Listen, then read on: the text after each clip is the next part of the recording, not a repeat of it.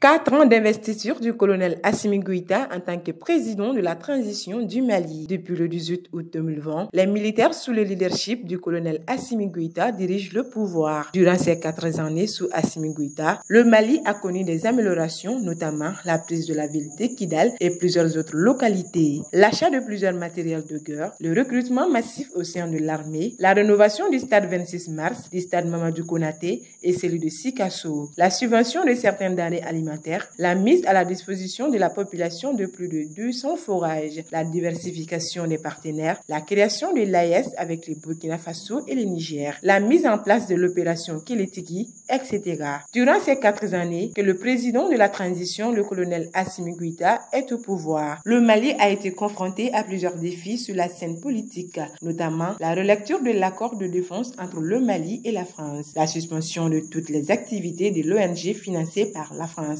le renvoi du représentant de la CEDEAO au Mali, l'expulsion de l'ambassadeur français au Mali, la suspension des médias français au Mali, RFI, France 24, le renvoi de la force française Barkhane, le renvoi de la force européenne Takuba, le renvoi de la force onusienne MINUSMA, le retrait de G5 Sahel, le retrait de la CEDEAO, la dénonciation de l'accord pour la paix et la réconciliation issu du processus d'Alger et surtout la crise énergétique qui paralyse plusieurs secteurs d'activité. À cela s'ajoute également la mise en place d'aucun chronogramme électoral, l'arrestation de plusieurs leaders politiques, la dissolution de l'AM, etc. Après ce bilan, peut-on espérer jusqu'à présent que le pouvoir du président Assimi Goïta est sur la bonne voie?